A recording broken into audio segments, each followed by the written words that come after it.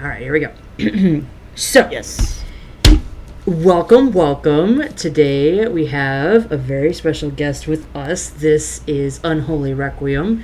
I will refer to him as Orphie through this interview because that's my nickname for him.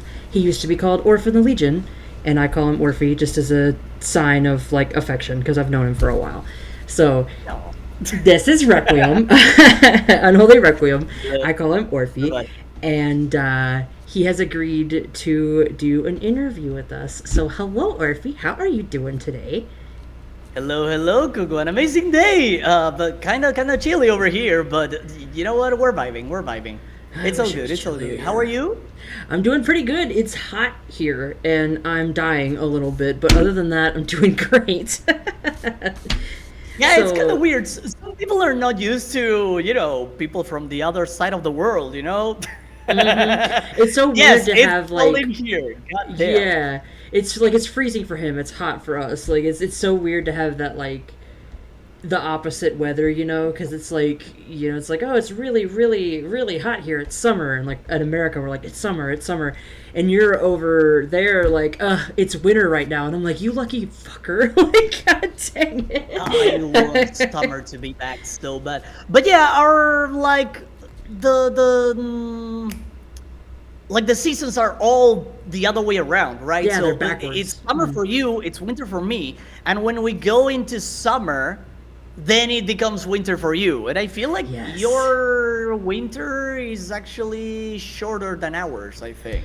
I feel like it is. It feels like it is. Like, it feels like it's hot more than it is cold here, and I hate it because I like cold weather. I'm a fall girly.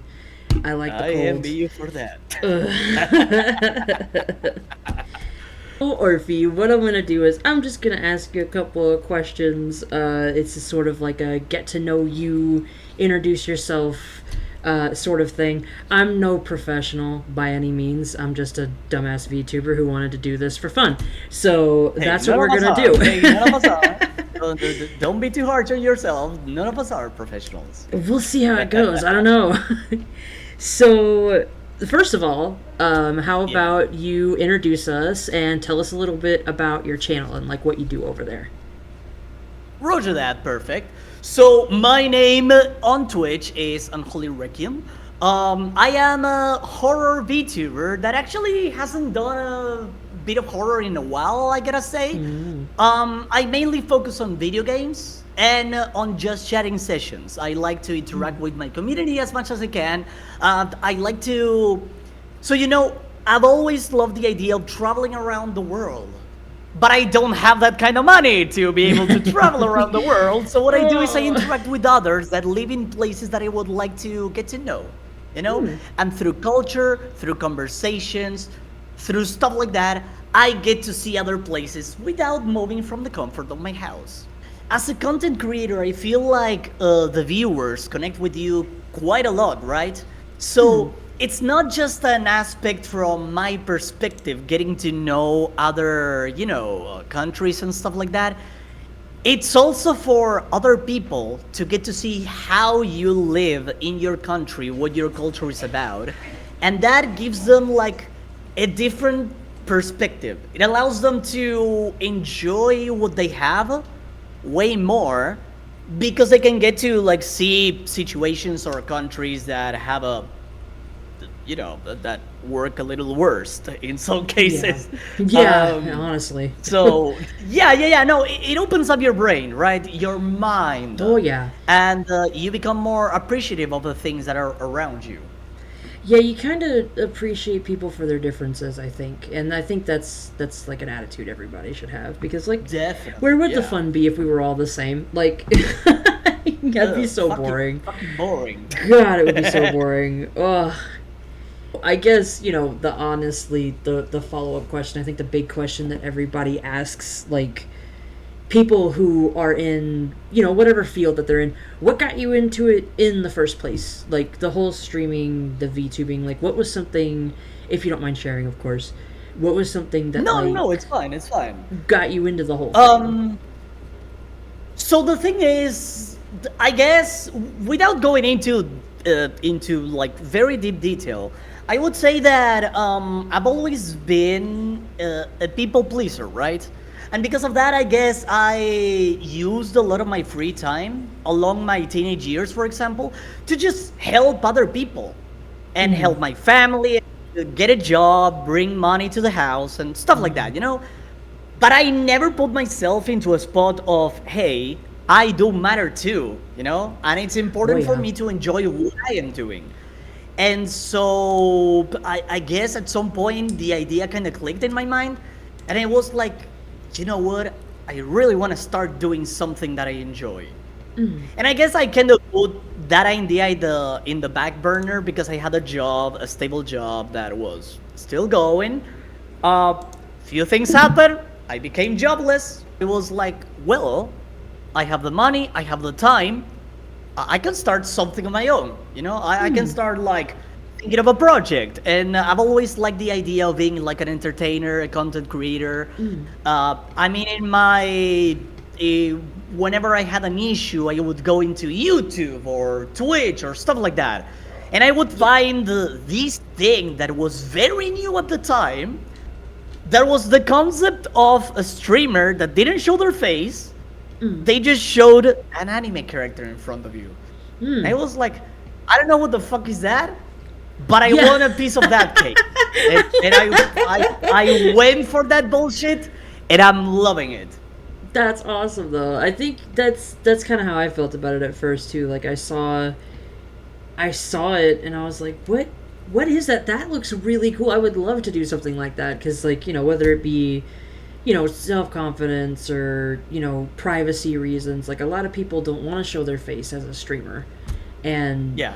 I get that completely. So I was like, oh my god, if I had a chance to do that where I didn't have to show my face, especially if I could draw it, because I like to draw, and I found out PNG tubing was a thing, and that Vroid was free, and I was like, fuck yeah, why not? Like we've mentioned before, we're in completely opposite parts of the world, and Twitch is something Yes. that is like worldwide. So you have people from Germany, like I said, Italy, Argentina, Mexico, America, Canada, people who stream from absolutely everywhere. So, the kind of content that we get is different. So, what were some of the first like VTubers or creators from like where you're from that kind of like inspired you to do what you're doing now? Did any of them inspire it, or did you find it later after you had started? Well, actually, believe it or not, so just a quick like parenthesis. Not a lot of people know where Argentina is. You know, That's so and funny. I at least have to mention. You know South America? Well, South, like fuck mothering South, right? Like right at the fucking bottom, right? Mothering That's where we are. That's where we are, okay? That's In what the we call map. Arkansas in the States. Fuck mother. Look it up. That's where we are. I found it kind of funny. Like, how do people not know what Argentina is? Like, some people have actually asked me, "Is that a country?" And I'm like, Oh my god. "Wow, they didn't teach you well No, in they did not. geography, huh?" Oh, trust me, they don't. Not here in the States, for sure. Oh my god. No, it's fine, but yeah. So I live in South America, like South, and believe it or not, I was always interested in like the English language. I've always like watched series like, well, for example, The Big Bang Theory, and even before that, Friends, yeah. like Oh, all of yeah. those shows that came to us very, very late. Because we kind of receive things from the US, but they come in at a very late instance, right? When it's very old in the country where they come Yeah. from. To be fair, So, I had the same experience with Friends. I didn't see it till like 20 years after it came out. ah, shit. How It's good dare though. I know. I'm Oh, so no, it's very uncultured. good, yeah. But no, the thing is that I was always interested in like the language, right?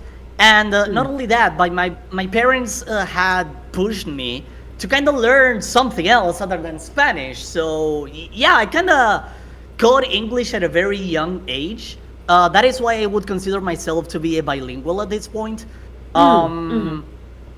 And even though, yeah, of course, there are content creators that speak Spanish or that are from Spain, for example, I don't really watch those. Like, I do watch a few of the biggest or greatest ones, I would argue. Like, for example, El Rubius. You don't need to know about them. But yeah, like, he's a very prominent content creator from. He used to be from Spain. He's living somewhere else. But I have no idea. But like, yeah, I kind of focus more on the English side of things throughout all of my life, right? Just because I had like series and shows and all of that stuff that was using the same language. Now, the moment when I started like noticing that VTubers were a thing, I think it wasn't with Iron Mouse, which is like the usual one. You know Iron Mouse, right? Like Yeah. one of I the love her. most prominent Connor. VTubers out Yeah. there. Yeah. Her relationship with Connor is fucking amazing. It's I so love cute. Connor. I love it. I mean, I love the trash taste guys. Oh, Like yeah. Connor, Garnt, What is his name? Moist Critical, Joey. I think? no, it's that Joey not Moist from the Anime Man. Anime Man, that's it. Anime Man. Not, yeah, I'm thinking of something else. Yeah, yep. But Yeah, like I really enjoyed VTubers for what they were. I love anime, so I was like, yeah, this is fucking genius. And I guess at some point I started thinking that I wanted to really jump into things. And this is going to be a message for like, I guess for the broader audience that kind of wants to start jumping into this, but really doesn't know where to start, or finds the paywall aspect, which is if you want to go live 2D, it's very expensive, right? So, yeah, it is very expensive. You need to do a lot if you want to become a VTuber. But there are free ways to actually kind of jump into into this, right? Yeah. And that's where I found out that there's this thing called Vroid. And through my teenage years, as I was finishing high school, I was also doing a course on 3D. But I never got the chance to really sit down and do anything with it, right? It was part of my job back when I was like younger. But I never ended up using it for anything further than a few designs here and there. So what happened was I noticed that Vroid was a 3D thing. And I was like, well, what if I start doing a 3D like kind of model and then I go from there? And I started for free on a Vroid with a model that I made myself because I know how to edit a few things with Photoshop. So I edited like clothing for it. I put it on the software and I started streaming myself. And with the money that I would start like getting as I got into affiliate like a year and something ago, and stuff like that, through streaming, I would improve my ability onto like model design. And that's how I found the two things that I adore the most right now. Number one, streaming. I love doing this. And number two, like model design, stuff like that. You know, I am a person who likes to think outside of the box. I make my own models. I do get assets from Booth, for example, which is a website too, where you can get like different access or customizable items that you can use on your even VR chat models and stuff like that. But I repurpose them for a Vroid, which is something that I haven't seen being done that much. No, I guess you do a lot of stuff that I've never seen done with Vroid models. Like I've seen a lot of like super fancy like 2D models, like live 2D, like the hand-drawn ones, but as far as like 3D like Vroid models go, yours are some of the biggest, like most impressive ones that I've ever seen. Like you do crazy, he does crazy shit with his models, y'all. Go check out his page like later. He's gonna plug everything about himself. Go check him out, he's great. But no, he does some really cool like look at look at that. That's all him. That's all him and his fuckery. Like he knows how to do it. And like he was saying, Vroid is a free thing. On Booth, you can pay for things on Booth, but there's also a lot of free material you can use on Booth, which is how I did my original design. Like I started as a Vroid as well, and I did it all for free. Like the only thing I think that'll really cost you like money if you really wanted to start VTubing would be like your camera, your webcam. But you could find one for like 30 Exactly. bucks. You know. But I mean, that And works sometimes for. you may have one laying around and not even know it. Like Yeah. So that's the thing. I didn't have money for a webcam, and to this day, I don't own a webcam yet. Like what I'm using for streaming or for my hand tracking, as you see right now, is my fucking phone camera. Oh yeah, that is true. You can also, if you have like an iPhone, or I think it's I think it has to be an iPhone, but like yeah, you can use that to track your model for you. You don't even need a webcam. Well, that is the thing. iPhone is good if you want very good face tracking, right? Very Well, yeah. mine is an iPhone, but it's a very old one, so it doesn't really, land on that description. But you can already, like, with a simple phone, even an Android, you can already do like the face tracking, which is like moving your mouth, opening and closing your eyes, Yeah, stuff like that, you know? blinking, winking, like side to side. Yeah, and it's a lot of Yeah. fun to play with Head too. Like movement. yeah, head movement. Yeah. Yeah. Oh, speaking of like streamers and like watching content and things like that, are there any particular like streamers like VTubers or streamers in general that like inspire you that like you wanted to like emulate or like you thought had really good ideas like anything like that? So at the start, when I began, my biggest inspiration was Lina Lazar. So Lina is a very big and prominent horror VTuber, right? And she has this gorgeous model that kind of transforms into a horror fest, if you would. Oh, I think I know who you're talking She about. she was one of the first people that I saw like having this kind of technique with like arms floating and stuff like that. Like hers are arms made out of blood, I think, so they drip out blood as well. Oh, wow. And she was the, of course, the inspiration, obviously, for like the design of these little babies, right? Yeah. But no, I tried. Honestly, it's been a while since the last time I visited like a prominent VTuber, right? Like a big image in Oh, the they don't VTuber even have. scenario. They don't even have to be prominent. Like you can like No. smaller VTubers. What I and tried to things. get at is that. So the reason why I really don't know any other big VTubers is because I take inspiration from everybody. It can be Okay. people that Yeah. are small, that are medium range, that have like 1K follows, 10K follows, 2 follows. Like, there's a lot of people out there, and a lot of people think outside of the box, which is something that I appreciate quite a lot, right? And everybody has their own like way to interact with chat, which is very interesting. It's very interesting to go into streamers that you have no idea who they are, but you notice or find things that are very, very, genuinely good for like interaction with chat. Because for those of you who have no idea what Twitch entails, Twitch is a website where you can stream, of course, and chat can interact with you through the redeems, right? So there are Yeah. many ways to kind of interact with chat and make people more interested in you because they have more ways to kind of like get your It's like attention or do something funny for yeah. the stream and stuff like that. It's like getting That's to what hang I out with always somebody. You know, Yeah, like getting to that's what actually I'm like always yeah. for.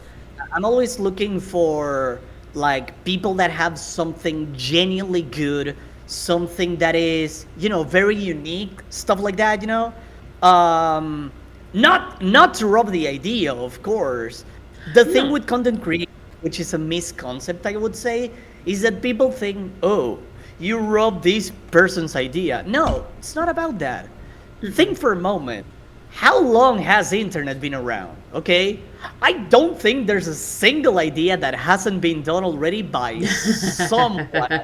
And Okay? somehow, some way. It's Yeah. not it's not something you adapt it to your kind of behavior, your kind of the content that you put out there, right?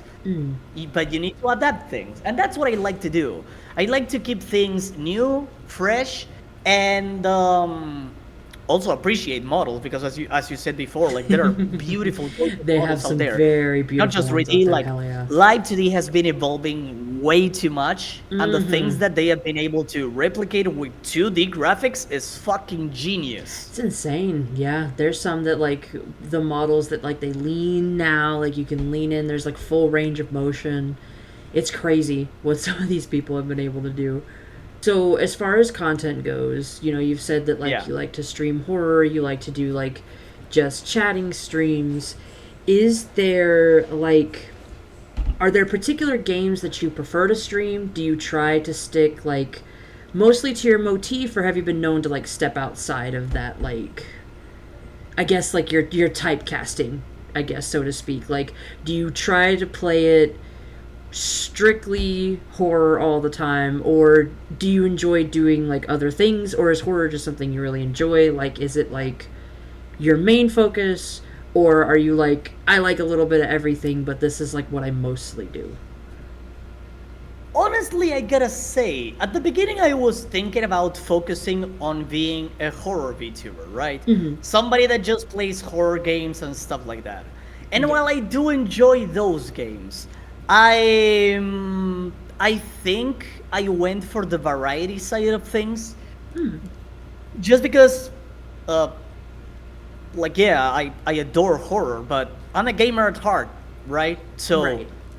whatever game I find that is fun to play, that is just something that I have never played before, or something that I played but I wanna play it with my new setup, for example, because my computer is like, it's still potatoey, but it's still much better than what I had before. He's a potato, a potato, flew around my room. Yeah, so I like to play those kinds of games, you know? I am not afraid to go retro. I am not afraid to try games that I have played in the past, like years ago. I'm not afraid whatsoever. I try to look for things that I'm going to enjoy. And although I say I'm a variety VTuber, I get addicted to many things, okay? I've been addicted to Monster Hunter, Oh, yeah. Sea of Thieves. Those are Oh games my that god, have Sea of Thieves was like huge. huge. Those games have no end, and you can enjoy them as many times as you want, you know? And you can take a break from them, go back into them, and keep doing more stuff. And I do like those games. And recently I've been finding like a lot of fun times just sharing those games that allow you to do like open lobbies kind of deals with the people from your community, your friendos, other streamers, other VTubers. I have enjoyed like just sharing games with other people, having a yeah. laugh. If it's a horror game, getting spooked at the same time. If I don't get spooked, I laugh about it. It's like when we played Under Depths of Fear and I was screaming and you're like, nope, you knew he was gonna be there. I told you he was gonna be there. Yeah, And I was like, exactly. damn it. Because I'm kind of, I don't remember the word that you use for this, but I'm kind of like already used to the cliches, right? Yeah, you're desensitized to it because of the fact you've been Exactly. around it so much. Yeah. Yeah. So I don't go to the cinema anymore because, don't let me start. Don't let me get started on the cinema. Don't let you get started on the cinema. Please. Please. Okay. Understand, Hollywood. Understand. Jump scares are outdated already, and it's I very hate them. cheap. I hate It's it. not the spooks. It's just surprising people. It's It like doesn't giving people fall heart well. attacks. No, I hate it. That's my least favorite. I It think doesn't fall well anymore. Come on. I was thinking about it today and I was like, honestly, if jump scares weren't a thing, I might be able to handle horror a little better. It's because like when I do get jump scared, I feel like I'm going to have a heart attack. Like my heart races, I can't breathe. Like I hate it, especially when one catches me off guard. Yeah. I hate it. But I was like, if that wasn't a thing, I think I might be able to actually like watch and enjoy that sort of content. But I hate jump scares. I hate them. So Look, at the beginning, I used to be very scared of horror as well. I think what got me hooked into it is kind of like the adrenaline, I would say. Like if yeah. something spooky were to happen, you have the fight or flight instinct, right? Yes. So whenever one of those triggers, it doesn't matter which one, you get that adrenaline rush on you, and I kind of like it. I kind Yeah. of like the rush. You know, it's I, kind of like doing one of those very risky sports or activities. yeah, some Um, people, some people jump out yeah, of maybe to see planes, some mountain or people something watch like horror that. movies, Yes, yes. I don't like dying. Okay, I Nah, I'm prefer good. watching movies. Thank you very much. Same though. No, it's actually really funny that you mentioned that because I was listening to one of my favorite podcasts is the Morbid podcast, and I was actually listening to Yeah. their episode today called "The Science of Fear," and like she kind of Mm-hmm. explains fear and like your like scientific like wired in responses and the way you act. Like it's really fascinating stuff. So like it's I was just like I just learned that I'm like no I can't handle this kind of stuff. But so we covered like what kind of games you like to Sorry, stream. one So like you're more of like a variety dude. You do horror games. Sometimes you like to play community games. Sometimes you you're not married to your niche basically, which is cool because a lot of people they want to exactly. do, oh, I just want to do these type of games, and it's like that's cool. Like if you want to play games that are strictly like for your niche, that's totally fine. It's like it's however you want to do your channel. But it's Yeah. cool to know that even someone as like punk rock death metal looking as you is like, no, I can change it up every once in a while. I think it makes the character more interesting. It's like if I come into a hard rock channel and I see you playing like this pink and frilly game, I am going to laugh my ass off, but I'm gonna have a great time. You know that is the thing. I've been thinking about playing a few games that I have like been eyeing for a while. Very old games, kind of RPG Maker style. You know.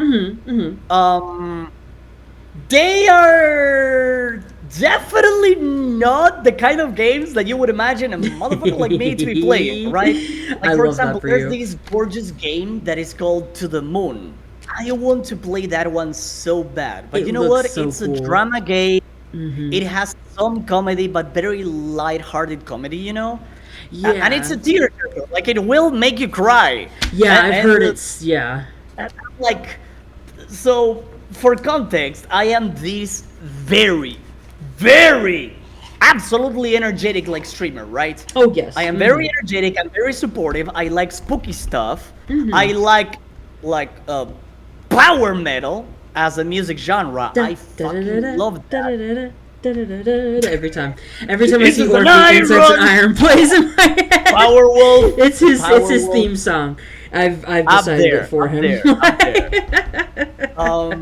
But no, like I like all those kinds of stuff. And for me to come in one day to stream and be like, "We're gonna play To the Moon today," everybody's gonna be like, "Huh?" What? Like, So like, there's there's this term that is called like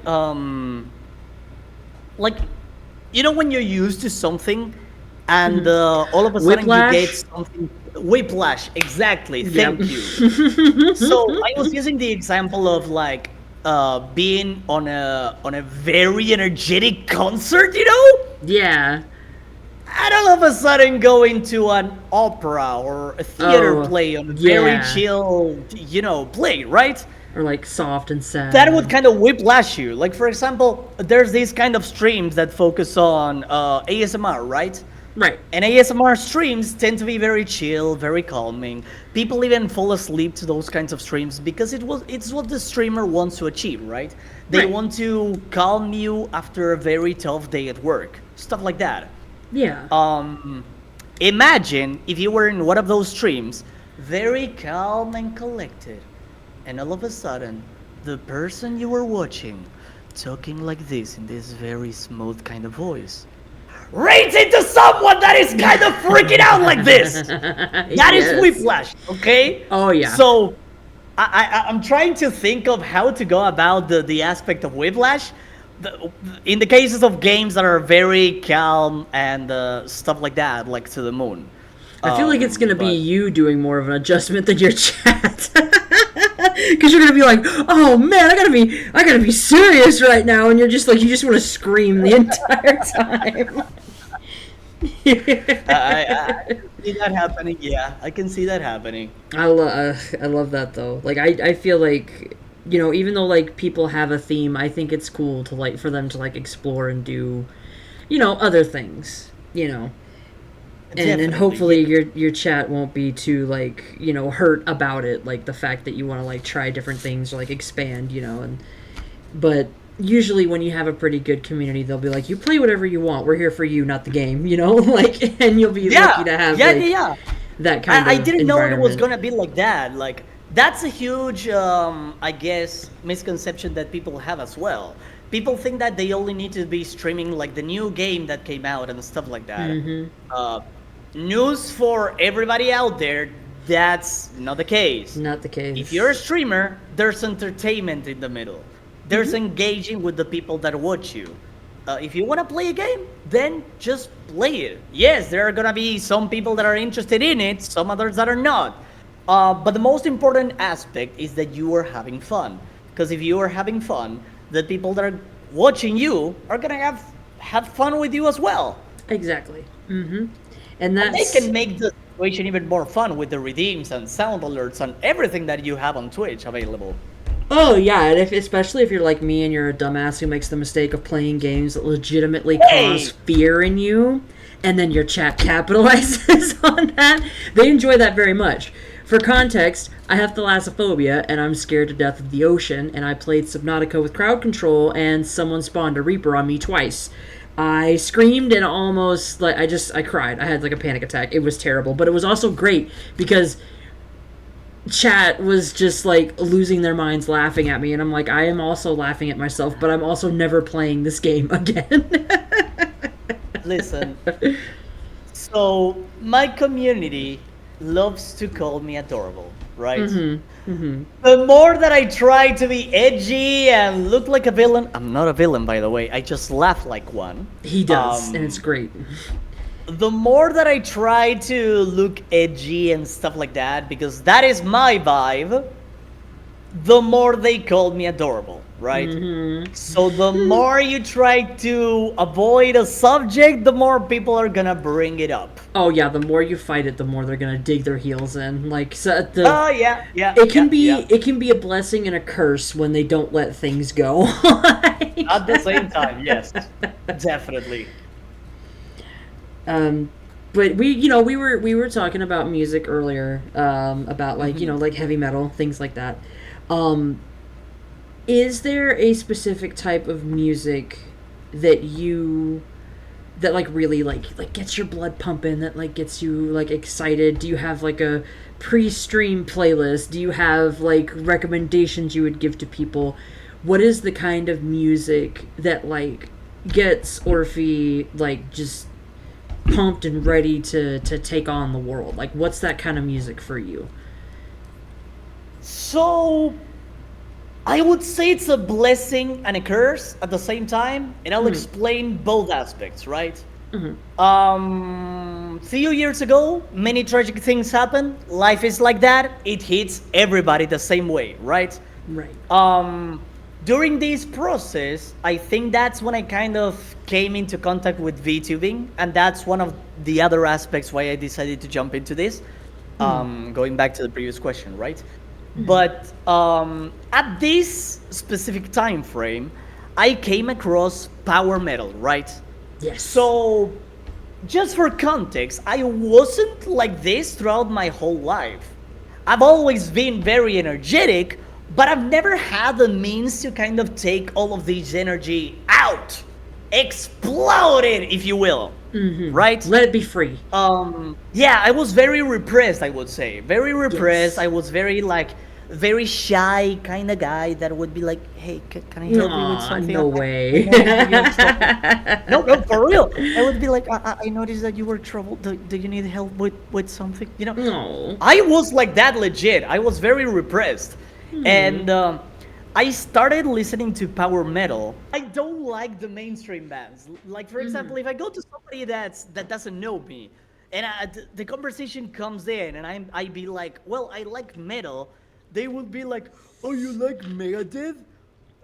Oh, you like Metallica? And I'm like, Listen, I do love Metallica, but it is honestly not the first thing I think of when I think of metal. yeah, Yeah. I like them, but it's not the only band, you know? So yeah, I like a lot of I would say under kind of bands, not mainstream whatsoever. Uh, Powerwolf is very under over here. Nobody in Argentina knows or has any idea what Powerwolf is, right? Really? Okay. Um, Sabaton as well. That's another band that I enjoy That was quite a new lot. for me. Yeah, like I knew Powerwolf, but I didn't know Sabaton. I didn't know that one until you told me about them, and I was like, "Hey, I like this. It's really good stuff." The interesting thing about Sabaton, which kind of happens with Powerwolf, though Powerwolf is more oriented to like holy wars and stuff like that. Powerwolf focuses a lot on like wars and stories about courage and battle and survival. It's all about that. And interestingly enough, they had a segment on History Channel. I'm not even kidding. They Really? had a segment on History Channel, like the actual band. They Wow. would go into there and they would explain the story behind each and every single one of their songs, because every Oh, song has to do with something that really happened wow. in a And that's war that's somewhere at Powerwolf or is some that point. Sabaton? That's Sabaton. Sabaton. Powerwolf is Okay. more oriented on like Isn't religious, like holy wars and stuff that have to do with, yeah? Isn't there I like? would say, Isn't there? religious themes and yeah. Yeah, I was gonna say, isn't there shtick like that? They're werewolf monks or something? Is that Werewolf monks, exactly. is that what it was? Uh, Okay, I was like, they had a thing, and I couldn't remember what it was. I was like, they're werewolf something, but I can't remember what it was. yeah, But no, that's it's basically cool. like monks that make justice during the night, where they become more than just holy warriors. It's like You, to do good by the Bible, because of their beliefs or what the songs are oriented into. Sometimes you need to do questionable things. That's the kind of message that I get. yeah, I mean, it makes sense though It's because kind of it's if you true. would put the philosophy of being an anti-hero into a song. The older I get, the more I realize that like good and bad, it's just different shades of gray. Like, there's no like you. I don't know. I just don't think it's like humanly possible for somebody to be 100% good because that's just not how we are as humans. So Yeah. to see a band kind of like explore the like I you recommended a song to me the other day actually, and I was listening to it today while I was at work, and I was so pumped. I was like, oh my god, this song is like amazing. And it was the I think it was a Dracula five was from it Five Finger Death Bjorn Land, I Punch? think. No, I don't think that was Or it. I Five think it Finger was Death Five Finger Punch, Death. that as well. Yeah, I think it was Wrong Side of Heaven. Is that what it was? Yes, yes, Wrong Side Yes, of Heaven. that one. Really good. Really, really good. Really good. Another amazing band out there. See, and I'd never heard any of their music before I heard that song. You're welcome. So, yeah, thank you. That's a beautiful thing about music. I think it's like why it like when people tell me, "Oh, I only listen to this genre of music." I'm like, "You need to be polyamorous, okay? Like you need to listen to all kinds of stuff. You need to do like you have to open your eyes to like different kinds of things because different genres tell different stories. And maybe you You can know, hear the same story through different lenses. You could hear a country song that reminds you of a metal song, that reminds you of a slow song, that reminds you of an R&B song because like different people go through the same thing different ways, and music is a really good lens to see that through. I'm actually glad that you mentioned that aspect, because it allows me to go into. So, you remember I mentioned that it has a good and bad side of me liking power metal, right? Yes. The negative side is actually something that I dislike, something that happened, I guess. And it's the fact that after I got to know power metal, I became a little, I don't know, like not every genre is going to be to my of my liking, right?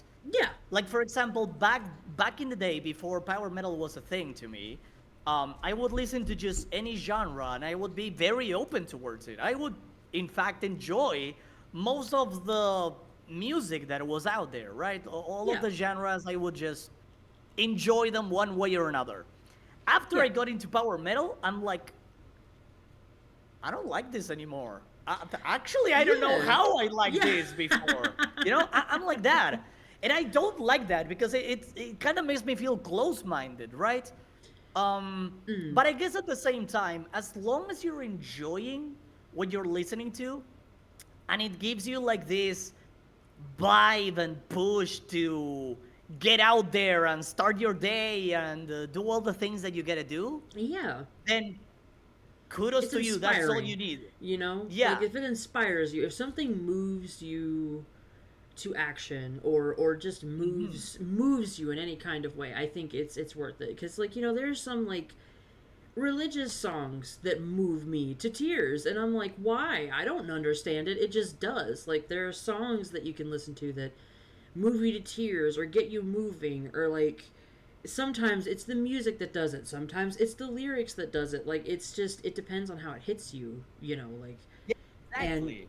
and you can have a preferred genre. Like, I never thought I would listen to metal music. I was never the kind of person that was like, oh, I grew up in the, metal is bad, don't listen to metal music, all they do is scream. And I didn't even realize that power metal was a version of metal music, because I'm not a big fan of screaming metal. Like, if it's Yeah. done tastefully, like if it's just like a part of the song and not the whole song, I could get behind it. It gives me a headache if I hear too much of it, and I'm just like, God, this is how I No, feel on no, the totally inside. I don't want to hear understandable. it. Yeah. But I didn't even realize power metal was a genre. And then I started listening to this cover artist on YouTube, Jonathan Young, and he did Disney covers. And Yeah, I you was like, mentioned him before. yeah, I'm like, these are really great covers. These give me so much energy, and it's power metal. And I was like, this genre is great. And then I like found actual bands that were like power metal, and then he did like original songs that were power metal, and I found other like power metal cover artists, and I was like, this is a really good genre of music that I have been missing out on. So, but it Yeah. depends. That's not the genre I thought that I would be into, but here I am. I'm like, I love that genre. That's a good genre of music. I guess at the end of the day, you need to think of music as art because it is, It right? is. Yeah, Any kind absolutely it of is. way to express yourself is art. And art can be perceived in many ways, right? So Mhm. even if it's a genre that nobody listens to, but you enjoy it and you feel like you're alone on that, like don't feel discouraged to keep listening on that because it Mm-mm. generates on you something that only you can describe and that is positive towards what you are doing or working on or stuff like that. Like it energizes yourself. Yeah, And exactly. that is the most important thing. Listen, if Taylor Swift is what gets you up and moving in the morning, fucking listen to Taylor Swift. Like, it's like Exactly. I mean, people are Jay is like, like "Oh, that, we right? shouldn't." She Yeah, fucking loves Jay's Taylor exactly Swift. like that. She could. That Yeah. woman lives and breathes Taylor Swift, but like it gives her, and she's actually a good, like, for me specifically, she's a good example of somebody who really, like, music moves her. So I've seen her favorite kind of music. I've seen it inspire her to write. I have seen it inspire her to be more confident. I have seen it inspire her to be like more take charge kind of person. Like, I've just, a single artist's music has literally moved her to Yeah. be that throughout the years. And I'm like, I can't fight that or be mad at that or judge people who listen to whatever music they listen to, because if it is something that is a positive change for somebody, I will never be mad about that. Even if it's something, because Exactly. I didn't like Taylor Swift at first because I was just like everybody else. I was like, oh, she went to pop and like it ruined her. No, it didn't. I went to see the Eras Tour movie. I didn't even go to the concert. I just went to see the movie, and I came out of that thing so inspired, and I couldn't tell you why. And I know it's just her. It's just her, the way she performs, the way she sings, the way she treats the people around her. Like, that is a good example for people who want to be confident, who want to be like, they want to do things with their life. And that's what I see in my friend like Milady. That's something that I've seen that's been a really positive thing for her. So I will defend that woman till the day I die. But Yeah, it's not, definitely. but it's 100%. Doesn't matter what you're listening to. I mean, what you went through in those ages with this band that you used to listen to, Mm. I went through as I joined the VTuber community because nobody fucking knew like singers from Latin America. And I'm like, Ah, yeah. well, because of my mother, she listens to a lot of. And this is going to be a cliche, okay? Hit There's me. a very clear cliche on a very metal guy that listens to romantic songs. Oh, okay. Okay. And I don't listen because I want to, nor do I know the letters because I want to know them. It's because my mother loves the genre. And when I used to live with my mom, all that I would listen to was Cheyenne, Juanes, Listen, Mana, all of these very Latin American, bands, very, they're very, so very good Latino, though. the power of love So and stuff like good. that. I, I I'm a cliche. I love Okay, that I'm a though. Like it's cliche. okay. It's Like fine. embrace it. Like when we one of the streams where we became good friends was when I was doing the karaoke stream and you were like Provo Kame, we have to do Provo Kame. And I was like, I'm not Okay. Spanish. Will Look that at bother that. you? And Yeah. you were like, no, that doesn't bother me. Like do it. I think your pronunciation's really good. Like try it. And so we did and it was so much fun. And I still have that song on my cleaning playlist because I like to listen to high energy music when I'm cleaning and that has literally not left that playlist since that day.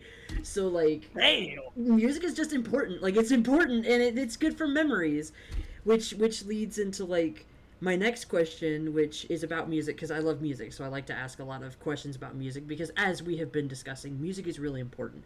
So Yes. is there a certain song, lyric, or like quote from a musician that you have heard that has like stayed with you since you heard it? Or not even a musician, just like a lyric from a song or just a quote that you've heard that just kind of like it stayed with you and maybe like helped you like become more of who you are in a way. It's uh it's actually not from any of these bands that I mentioned before. Not even power metal, I would say. Oh, okay. So I don't really remember the phrase itself, right? It's from a Japanese song. Maybe you will recognize Full Metal Alchemist Brotherhood. Yes. Okay. I did say I love anime, right? And that is one of my Mm-hmm. favorite ones. Yes. There's one of these songs called Period. Ooh, yeah, I think I know what I you're talking would about. say I would say that is one of my favorite anime songs like ever. I would even say, dare to Ooh. say, right?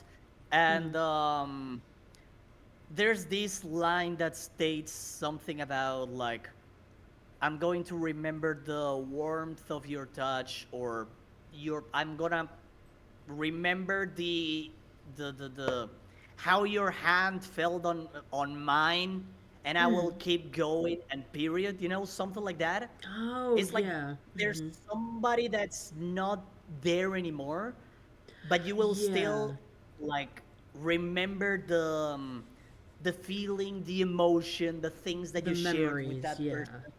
Yeah. Yeah, and that has a lot to do with my theme as a VTuber. It has to do with Yep. a lot of my IRL issues, and that that kind of touched very deep on me. And that is a like a song that I usually go back to every now and then whenever I feel like a little down. Maybe it's not. It's a kind of offish day where I don't really feel very like energetic, Yeah. and power metal doesn't do the job because I'm not in Yeah. the right mindset. Then I go listen to that song, which kind of cheers me up, and Yeah. then I can enjoy power metal again. Yeah. Then you can be good after that. Yeah. Yeah, yeah, yeah. Well, that's sweet. That's cool. Okay. So let me see. Do I have any other music questions on here? Let me see. Uh, okay, not music, but are you a big movie person? Have you watched a lot of movies? Are you big on movies, or is that not something you really do? It's funny because I didn't used to be a horror kind of person, right? My friends, IRL, enjoy horror way too much. So they used to watch a lot of horror movies and stuff like that.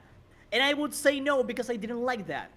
Oh, Now okay. that I became a horror addict, I want to watch those movies, but they It's couldn't give a fuck about them. And it's like, man, it's I like, dang arrived it! I late to the tried, trend. I tried so hard and got so far. It doesn't even matter. Fuck. So Um, I was just but gonna yeah, no. ask: is there anything like from movies? Because I'm a big movie person, and I Yeah. love I like music. I like the power of storytelling through movies. That's why I like a lot of animation. I like a lot of really well shot movies. Is there anything like was there a scene from a movie that has ever stuck with you? Like in a personal way and like a funny way and just a way where it's like for you that's movies or what movies should be, I guess. Look, you get the idea that I'm a very hype person, right? Like a Yes. hype Oh yeah. man. I like the hype. I like Mhm. the shonen aesthetic in anime, as you would say, Yeah. right? Mhm. Like the Yes, very shonen much. protagonist, like beating the final boss, one Da-na-na-na, final heavy metal like music playing in the attack, background. Yeah. music playing, and I'm being the scene. I love Absolutely. it. Every single like movie that has action on it and has an ending that kind of goes along those lines. Hmm. Like for example, clearest example of this is Marvel, not the Marvel from nowadays. Disney is doing some bullshit, but that's not the topic. Like Marvel with Endgame. Yes. That Mhm. is an example. You had a clear and very menacing villain that appeared in more than one movie and that has been hyped up for years. Bro, Thanos had whenever been like teased and mentioned in so many movies that I cannot even count anymore. But like people knew, oh, this is yeah. there's Oh yeah. some coming. This is gonna be massive. I And then oh. he came in, and the risks were at an all-time high because the Mhm. dude is like and half the Boom. population gone. Bye bye. Mhm. Adios, kid. It's like Yeah. everybody disappeared. And Mhm. when they thought they had won, then he comes back. And it's Mhm. like, oh, not only is he back, he's younger and he has a bigger army. Yeah. Oh, we're fucked. Yeah. And it's so good. I know. Listen. Oh, Then everybody wins at the end, and you're like, holy shit! This guy that has been hyped up and teased for like 10 years plus has finally been defeated. That kind of hype gets me going. Like yeah, that's a really good example of that. Like those that is movies, I the watch best those example. religiously. Yeah. The when like for me personally as well, that's one of those moments when it's at the like that final fight and it's Captain America and they look like they're losing and then all of a sudden you hear the crackling over the radio and you hear him say on your left. It was I'm getting goosebumps right now just thinking about it. There's never a time I see or think about that scene that I don't get the most goosebumps ever because like it's just oh, it's so good. It's so good. That scene sticks with me forever. And then at the very end when he says I am Iron Man, Oh, that stuck with that me. That that was. stuck with me for a long When time. it comes to Iron Man, I It's still with cannot me. have any other Iron Man that is not Robert Downey Jr. That man Nope. Yep. became the that Iron Man. That, role that was man, his. Hmm. yeah, that role is his. That was him. Disney didn't think about it. Marvel didn't think about it. It was born to play that. It's like when they say like Hugh Jackman isn't gonna be Wolverine anymore. I'm like, then I who can't. else is gonna be Wolverine? Because he's the I only one that can play Wolverine. It's kind of sad because you have like, for example, Spider-Man. Like there are three actors that have played Spider-Man, right? Yep. Hmm. And it's like Spider-Man is very dear to so many people, to me Oh as yeah. well. It's kind of hard because you like in my case, I was born in the '90s, so I'm more fond of the starting Spider-Man, the one with what was his name, the actor, the Was it Andrew starting one. Garfield? And no, Andrew Garfield was the second one, I think. Oh, Um, what the hell is his name? Uh, I know their Tobey names. My Maguire is the brain. new Toby one. Maguire. Toby Maguire. Oh no, no, It's Tobey Toby Maguire. Yeah, yeah, Maguire, Andrew Garfield, and then Tom Holland. Yeah, that's right. That's right. exactly, exactly. So I was like I knew Spider-Man with Tobey Maguire, right?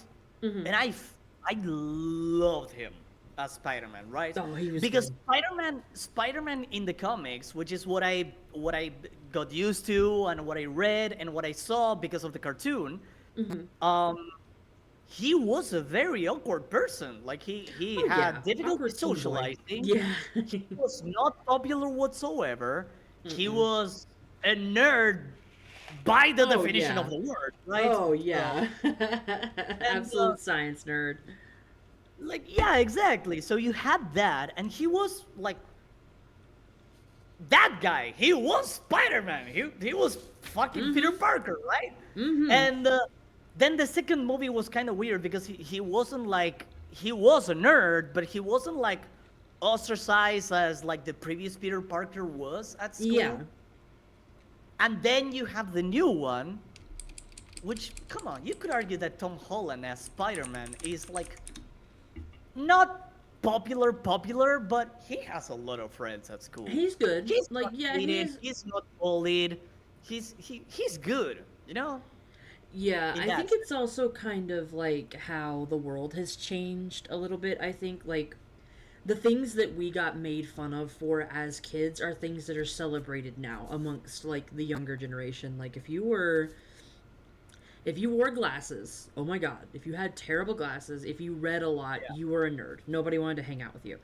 Now book talk exists and people rave about it and it's something that people love because they feel a connection now with something they didn't feel connected with before. That kind of stuff that we were kind of ostracized for as kids is now like God, mainstream. So everyone God is like in on it, forbid, you know?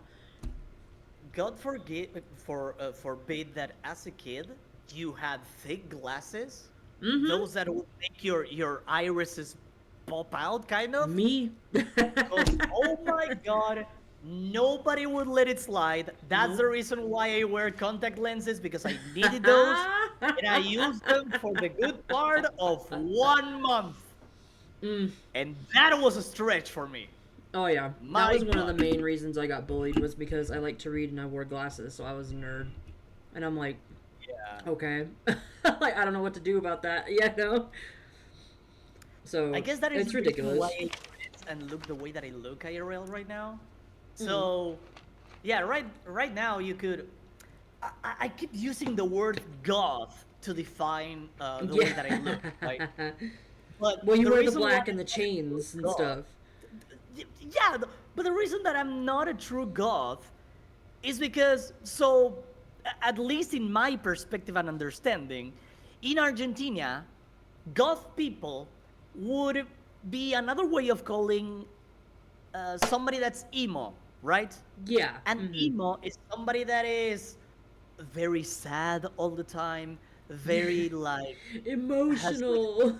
very somber and emotional way of talking, Hmm. very slow, very mysterious, and stuff like that.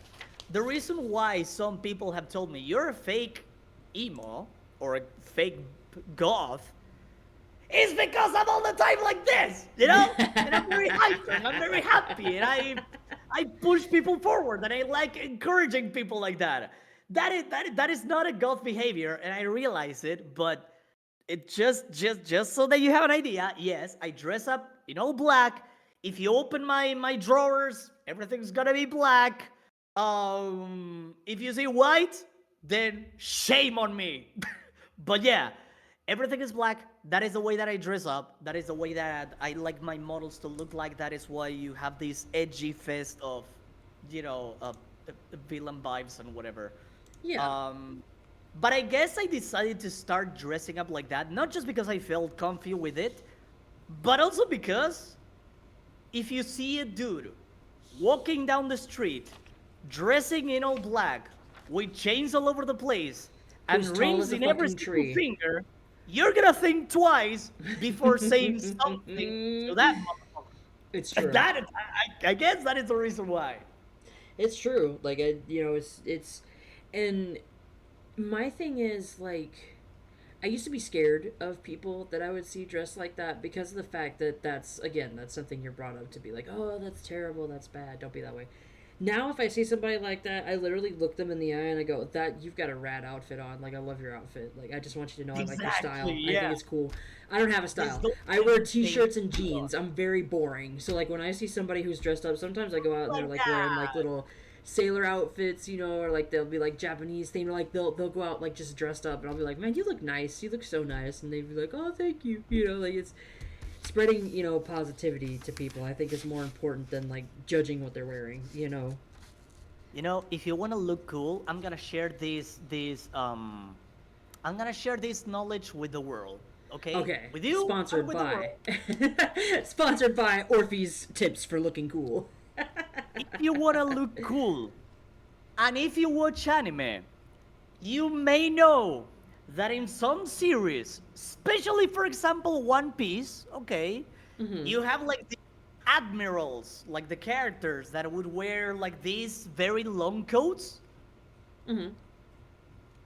but they are not actually wearing them. They are hanging from their shoulders. Yes, like They have their, Shanks, their arms are not in the coats, right?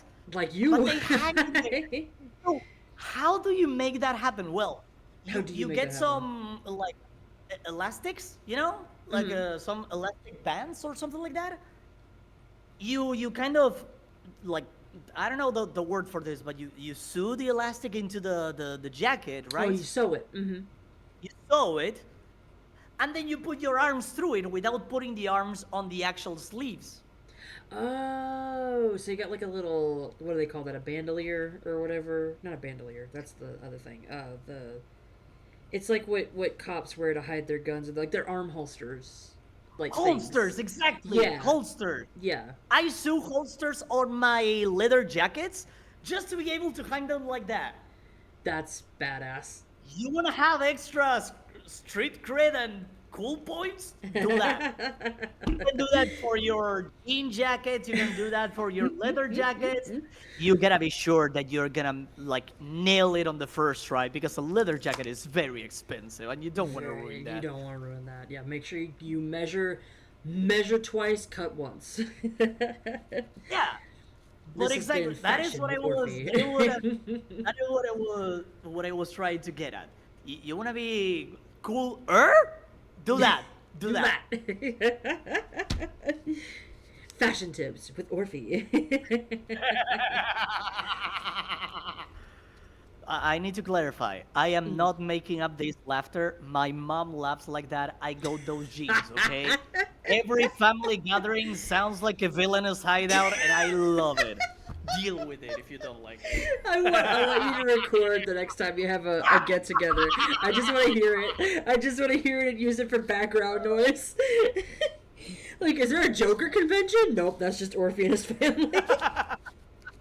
And we love them here. Yeah. No, they're just hanging out for like Christmas and stuff. Don't worry about it. That's fine. Don't worry. It's New Year's. Let him be happy. Jesus. Okay. So speaking of like you and like your brand and the things that you like to stream, like how you are, the things that you like, what through your I think like year and a half now, almost 2 years of streaming, what is something that has become like synonymous with your channel, like something that your chat, they like it's something that has become like a running joke or a theme that your community has built for you. How did it start? Has it changed your channel, and are you for it or are you against it? Well, first of all, I'm gonna go back to something that I mentioned before: the aspect of being called adorable. I had a feeling that's where this was going. The reason why they're called adorable is because, as I mentioned as well, I am very supportive, right? For most of my life, I've been doing things that I did not enjoy. I was just doing them because it would help somebody else. My family, my Yep. friends, somebody in trouble, you name it, I probably did it. Just for somebody else. I never did something for my own, right? And now Right. that I'm doing this, I'm noticing that I have more passion. My heart is into it. I'm enjoying every single day just doing something related to streaming, something relating to models, to 3D, to design, stuff like that, you know? Mm-hmm. And because of that, I realized that a lot of people, much like me, get the same treatment nowadays where they just spend their lives doing something that they don't enjoy. They have a job that they cannot quit, but it's a job that they despise, you know? Yeah. And throughout the almost 2 years in September, throughout the year and a half that I've been streaming, I've been trying to just share my views on that and just push people and be supportive, like push them into doing whatever it is that they have passion for. And if Yeah. they don't know what it is, then start looking at the things that you enjoy watching: series, shows, comics, manga, you name it, anything that is art related, you know. As we said before, art is something that you perceive and that makes you feel stuff, Yeah. right? So, what kind of art is out there that you enjoy every single week or that you feel like you need to have present in your life just so that you can, you know, have a more normal life and enjoy a few things outside of the things that make you stressed out, like work or studies, you name it, right? Yeah. So, Outside of I, survival mode. exactly. So Mm-hmm. I try to push people to kind of look for those things that they kind of love the most or that take the best out of them, right?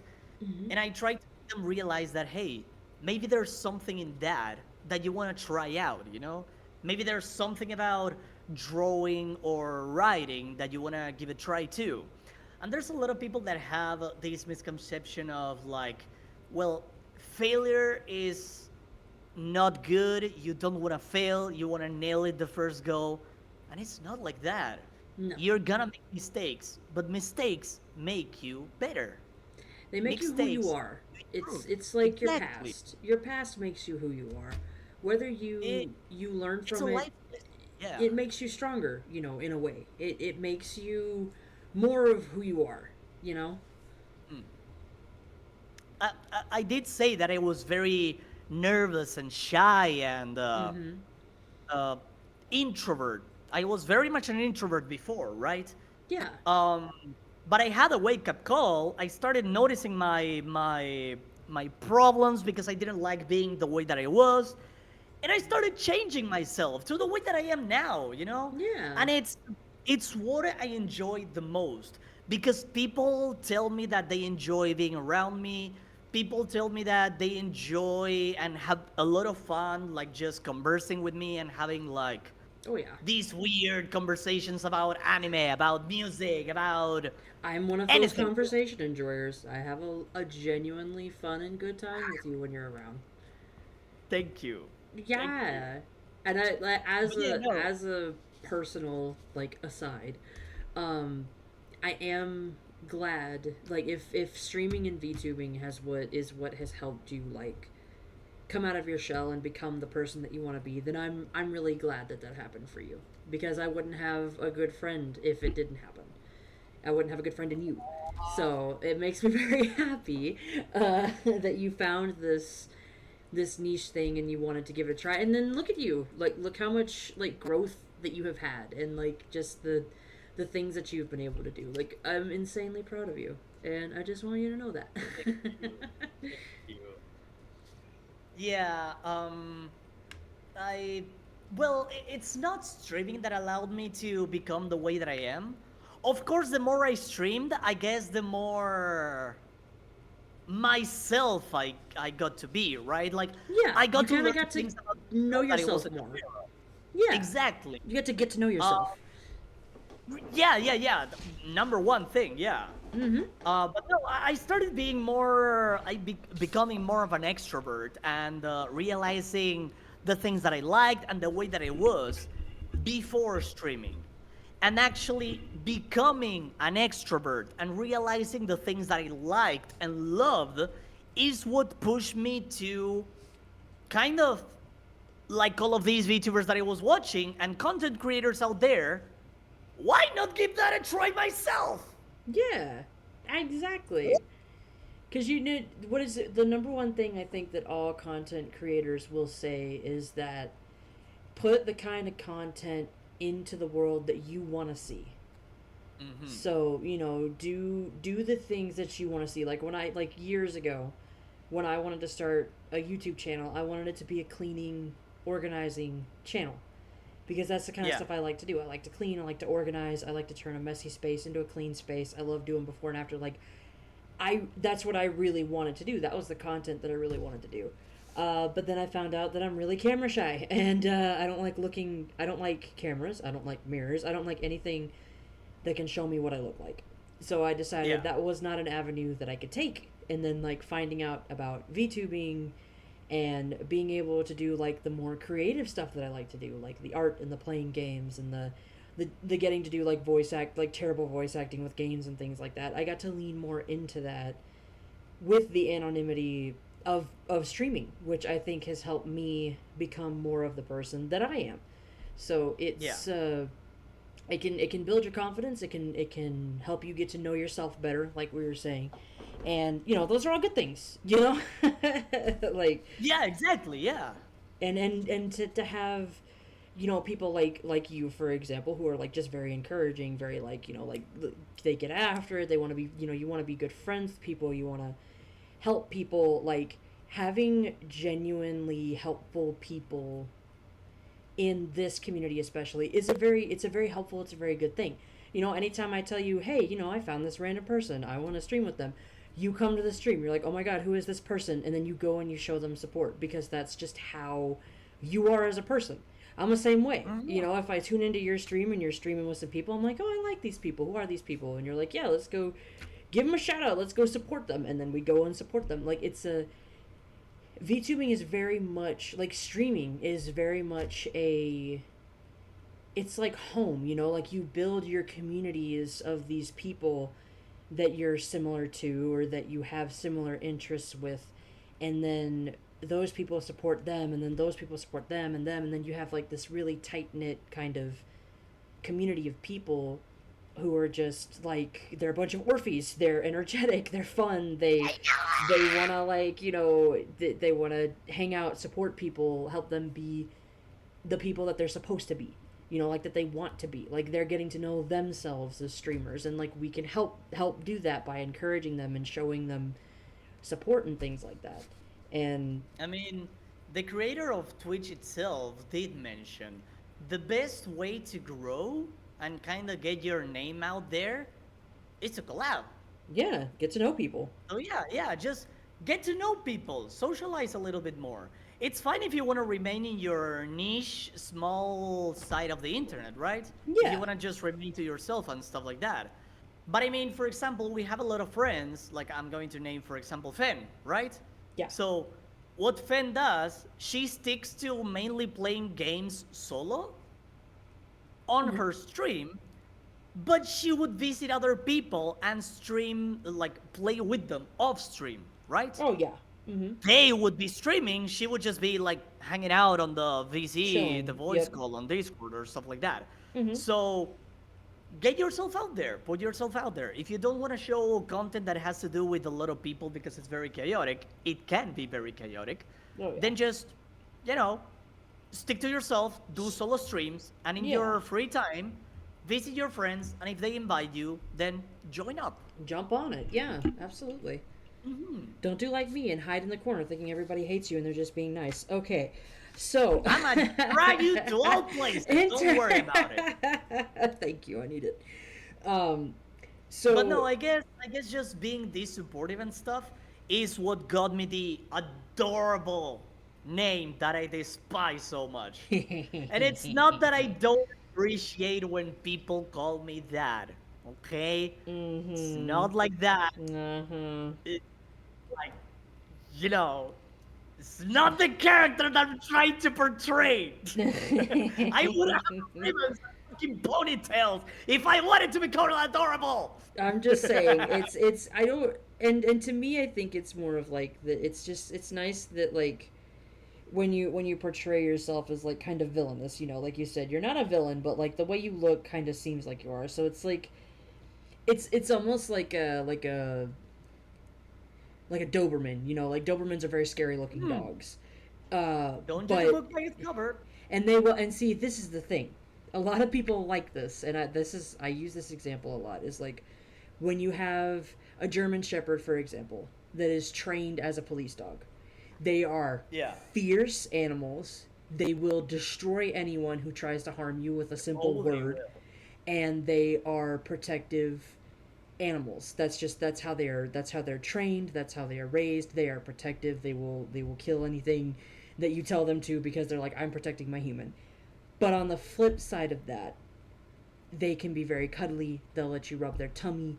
They whine when they don't get their way. You know, like they have it's the duality of it, I think, because you have this very you're very much like a German shepherd. You're very protective. You'll gnaw Woof. somebody's ankle off. Like you'll be like, "Hey, get the fight." Like I can't count the number of times you've sniped people in my chat who are just being like inappropriate or stupid or make me uncomfortable, and you're right there because you're like, yeah, I know the code word. I know how to do that. You know, for reference, Orphie is my mod. Yeah, I But don't mind you, modding for other people because I there's something that is called streamer etiquette, right? And it sounds alien to those of you who don't know about streaming, but it's very simple. And the concept of streaming etiquette is don't be an asshole. And don't you're be a gonna be gross. welcome in the community, you know? Yeah, don't be Don't a be gross ass weird. Don't weirdo. be, yeah, don't be off-putting, you know? Just have fun like everybody else and join in the chat. You're gonna be welcomed that easily. It's that easy. There's no secret. Don't be weird. That is all that we ask. Yeah, But that's no, it. Like, there's a lot of people that because of X or Y reason they decide to bring issues and stuff like that. And so that is when I kind of act, you know? yeah, Because I want the friends that I'm modding for to have a great time. When you're yeah. streaming, it's important for no one to break your vibe. Because if your vibe is broken, then it takes a while for you to, you know, kind of go back into the flow of things, how things were. So I try to react ahead of time and get rid of those undesirable message that nobody asked And you for. do a great job. Thank you. But yeah, but see, it's that duality though, because like you have a very protective side where and you have like this very like hard metal side where you're like, yes, I'm the toughest man, no emotion will break me. And then you have moments where you're just like you'll see Maru or you'll see Ari and you'll be like, oh, look how cute they are, they're so adorable. And I'm like, it's the duality, Orphie. It's the duality that people like. It's the fact that you are very much who you are, and it shows in very positive ways in the scary versions and the non-scary versions of yourself. It's all very positive, and I think that's why people are like, ah, this dude's adorable because like he's terrifying, but he has a soft side. Like he knows when Yeah, to be I terrifying and I when have a not to be soft spot for terrifying. cute things, okay? I have a soft You spot for do. cute things. You It's fine. do. It's fine. If I Uh-huh. see a YouTuber, I'm gonna be like, ah, she has the fucking plushie. Yeah, yeah, that's me. I've That's seen that me. reaction live. It's so funny. Oh my god. But speaking of that, has that like changed your channel at all? Has it been something that's really changed or like thrown you for a loop? Is it something that you've adapted to pretty quickly and you're kind of like, now? Or like, is it something you're for or like against? Well, actually, there's this kind of game that I have with chat, right? Where my chat is formed of many gremlins. What would you call a gremlin? Someone that's very energetic and tries to tease or poke fun at you in more than one way, right? Uh, in a in a very fun and healthy way, right? We're not talking about poking fun in a negative No, no, no. connotation. Yeah, teasing, Um, not bullying. so They call it bullying, exactly, but they mean it in a good way. It's more of a teasing. Yeah. bullying with love, basically. Yeah, exactly. Um, so what happens is I keep telling them, uh, be less of a gremlin because I adapt very quickly, right? And they don't believe me, so the more they use a joke or the more they tease me with something, the more I will adapt to it and use a response that will negate said joke. And that has been happening. I adapt way too quickly to different situations, right? And I guess I've never really had an issue with streaming because I adapt very well. I adapt to people reading into me. I adapt to new people popping into chat. I adapt to like getting to know other streamers that I at the beginning would have had not a single idea that they would reach out to me or anything like that. You know, Yeah. um, like it's up to me that people actually want to collab with me or organize things with me and stuff All the like time. that. Wait until I get Sea of But it's Thieves. because exactly, but it's because I am very I was very self-deprecating, and that's one of these matters that has taken me the longest to kind of fix about myself, right? But I'm still working on it. I am getting better about it, and yeah, no, I just adapt very easily. Like if I find a situation that I really don't like, that is the thing. I'm very forward as well, very painfully honest too. So if there's something that I do not like, do not appreciate, you will know that. Yeah. You can tell it's a total thing, you know? Like, yeah. There are times like it also Yeah. comes from On time the I think of knowing somebody. Like for example, I think we haven't I mean, we've known each other like almost 2 years now, I think. And I have a yeah, feeling like when I am streaming and somebody makes me uncomfortable, I can mask it well enough for people who don't know me. But then, like, Milady or Fen or you will reach out and be like, hey, are you okay? That seemed like it really bothered you. And I'll be like, yeah, it fucking bothered me. But, like, nobody can really tell except for the people who know you sometimes. And that can be a very good quality to have because, like, when you stream, you're very much a public face. So exactly. you have to have a very public, like, sweet kind of personality. You have to be like a positive. You can't be a bitch about things, even though you want to. Even though some people, you feel like they really deserve it. Like you have to sort of maintain. It's professionalism. You maintain Yeah. a professionalism about you, and you know it's age that does it. It's experience that does it for some people. Like you have to just remember to be like professional about things. That's why like when you have a community like mine for example, I think they've known me long enough that when like now whenever I get people in chat who are like misbehaving or they're obviously there to like just be a troll, they catch them pretty quick and they'll be They like why can't you just leave, you know? And I'm like, yeah, please, that's fine, you guys can be dicks, I can't, you know. Like yeah, so that's the thing. ugh, So it's not only stream etiquette, it's also like establishing boundaries, right? yes, Um that's very important boundaries because a lot of people think you can't have them as a streamer because they're so yeah, convinced that you have to just be this super happy on all the time person. I'm not like that. I can't count the number of times my depression has made me cry on stream. And like people have just made me feel better. But I'm like I can't be like happy bubbly all the time. It's impossible. That's a part. And I don't want to play a part when I stream. I just want to there be myself, you know? there's some people that are very entitled in that way that would be like, well, you're a streamer, you're an entertainer, so entertain me, come on, do your thing. Yeah. And if I Ugh. wasn't going to poke fun at you for you to do something funny with it because I feel like it. No, it's not about that, Mm-mm. okay? Everybody has their own kind of humor, and if there's somebody that their humor is about making fun about themselves, I mean, that's up to them. There's a lot of comedians out there that use like a lot of body kind of comedy to talk about themselves, and it comes off very funny. I think they do not mind, right? But it's one Yeah. thing to say something negative about yourself, than have someone else tell you that, okay? Yeah. And everybody has their own boundaries, their own kind of content, their own kind of fun that they want to have or want to make happen, stuff like that. Mm-hmm. Um, so in my case, I tolerate a lot of things. Hmm. But yeah, like it's just again being like have this stream etiquette and being a person that has two fingers in front of them, like it's clear that if you say something out of line or out of touch, people are gonna look at you in a weird way. Mm-hmm. It's obvious. Like that would Yeah. happen IRL as well.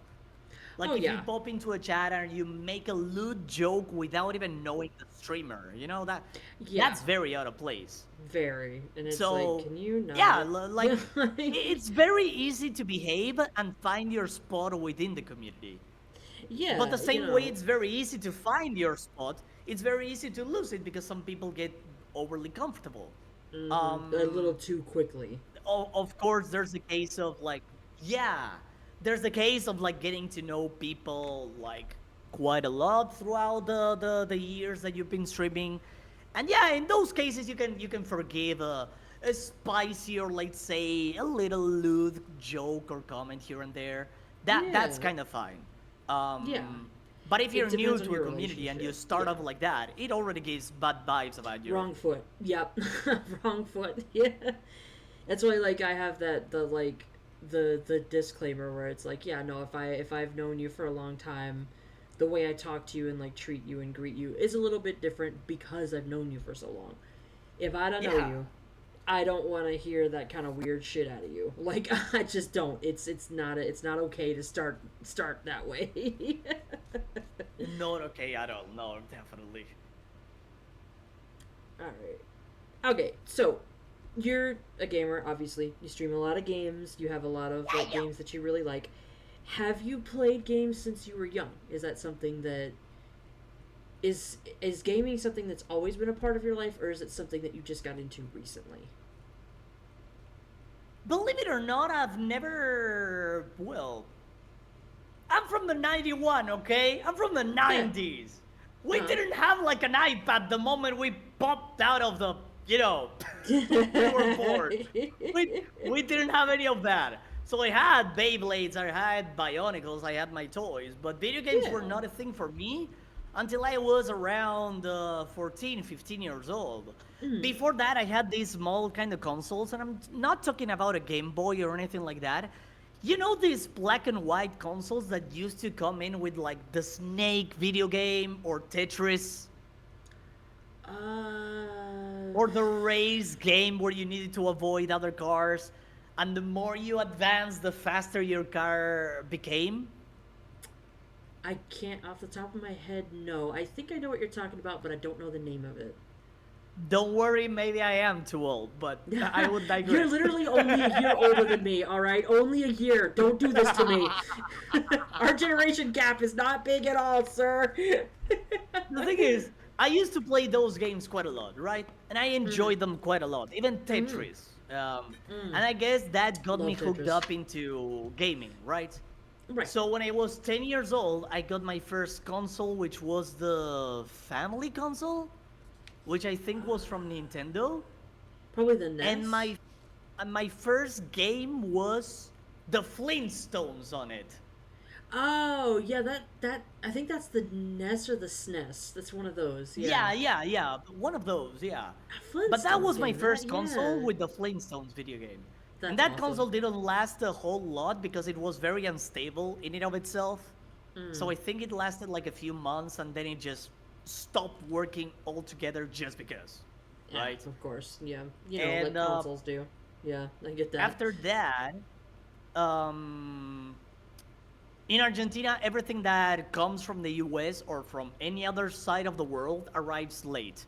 So dial-up became a thing very late. Mm. I think it was like when I was 13 years old, dial-up became a thing, and I Mm-hmm. was when I was 14, we actually acquired my first computer and dial-up. So Ah. back then, I would play a lot of games on the headache-inducing MS-DOS system. Yeah. Mm-hmm.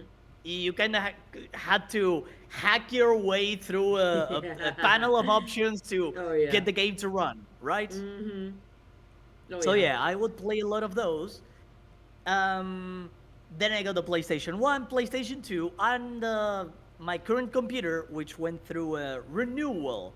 Mm-hmm. It's still a potato, but a He's a good renewal because potato. it was more potatoish before, believe More me. potatoish. No, the Um, potato. but yeah, no, that's the thing. So the computer that I had before wasn't even able to run an RPG game, Oh so wow. that you have Yeah. an idea. Yeah, no, it Yeah. was very bad. Now, the one that I have right now can just play all of the games that I saw before on comics, on TV, on trailers, but that I wasn't able to get on board with because I just wasn't capable of, Mm. hardware wise. And now Yeah. that I get the chance, I get to experience all of those games the same way that people experienced them when they came out, but for the first time, And that's cool if though. that makes any That's sense. no, it does make sense because I didn't get into a lot of like the games that I've really come to love, like the open world RPGs like Skyrim until years after they had come out. So I get Exactly. it. Like I didn't find my type of gaming until later in life. Like and I've had games in like throughout my entire life, but I didn't really get into what I specifically liked as a gamer until like my late 20s. So yeah, Yeah. I get that. Uh, but that was the the question I was going to ask in line to that is like since you've had games pretty much, from like early teens to now, has your taste in games changed? Like is there really a big difference in the games you played when you first started gaming like as a kid as opposed to now? I don't think anything has changed. I was always Yeah. attracted to the story side of things. It's Yeah. very hit and Mhm. miss. If I'm not interested in the story, which believe it or not happened with Final Fantasy 14, I was not Mm. interested in the story in the slightest. I couldn't get attached to a single NPC character, so Same. I kind of gave money away to Square Enix. You don't have to thank We me, had Square. fun It's with you fine. It's though. fine. We enjoyed it. We had fun. We definitely did. Yeah. But the thing is that I get like attached to stories very Oh much, yeah. right? And that is a Uh, critique that I have to games nowadays, yeah. because it feels like games nowadays are very short in comparison to what they were capable of doing before, right? Yeah. And And like we have the another problem that I technology now. have, this is a very old school take. People nowadays enjoy graphics way too much. And yes, It's true. graphics are amazing. It looks incredible. It's breathtaking. I agree with that. But if you have a great story, you don't need Your imagination can fill 4K. in the Fuck. gaps. Yeah. Yeah, you Yeah. don't need all of that, you know? It's like Again, I go back to the aspect of these games that I'm planning to be playing that are like RPG Maker esque, you know? Like, for example, yeah. To the Moon, Corpse Party as well is an incredible and very challenging horror game that has pixel art on it. You Yeah. don't need anything other than How that. how many people have been touched by the story of Undertale? And look how Ooh. simplistic of a game that is. It's just a little pixel game. But Yeah. look at the massive influence that game had. We were talking about games. We were talking about the importance of games and like how the gaming scene has changed like from since we were kids like to now like the era you grow up in and things. Do you have a particular memory tied to gaming that is fond for you, like something that you look back on and you're like, this is something that like nurtured a good view of gaming, like for me? Don't think that I do, unfortunately. That's And it's fine. not like I haven't really played something that made a huge impact on me. It's just that I enjoy the whole ride, I would say. So it would Yeah. be easier for me to kind of explain what kind of game meant a lot to me as Yeah. opposed to a specific moment, because I immerse myself quite a lot, right? I like the Yeah. games that allow you to immerse yourself in that world, converse with different NPCs, and get to know how that world kind of functions. That kind of immersion. Um, I guess no. Wait. There is one story that kind of stood out to me and that I loved quite a lot, and Hmm. it's you. Do you know Warcraft? Yes. World of Warcraft. Wow. Wow, exactly. Yeah. Before World of Warcraft, there was a game called Warcraft, the original, 2 and 3, right? Right. Hmm. I'm not talking about the first or second installments. I didn't get to play those. I'm talking about Warcraft 3. It had a campaign where you were using the humans, right? And amongst the humans, you had this character called Prince Arthas. Now, Arthas was the prince of the human race. You have many races in Warcraft. I imagine by this point it's already So self-explanatory many. once you Yeah. explain the. So, Arthas was this kind of person that was involved in a very tough situation, right? There was this kind of disease that was turning people into undead, and he was trying to fight back against the the undead issue that was plaguing the land, the plague. So at some point he became very vengeful and power hungry because there was no way for him to get rid of the source of the issue. So he went to a very distant land and got a cursed sword that unfortunately turned him into the dark side. Think of Anakin as Darth Vader. Ah. Yep. Yep. Yep. So he turned evil because he was under the control and influence of the sword, and that's how he became a different character, known as the Lich King, Is he the Lich King? That's right? what I figured you were talking about. Yeah. Exactly. So Arthas became the Lich King, and that is a story that I loved immensely for some reason in Wow. the Okay. story of Warcraft, right? I loved it.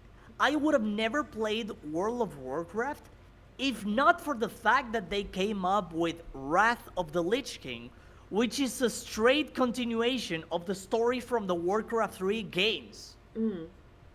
I jumped into that just to see the end of Arthas. How did his Wow. character develop after that? What did he become after the events of that old game, right? And I Yeah. went into it and I farmed my life to get my character into level 80.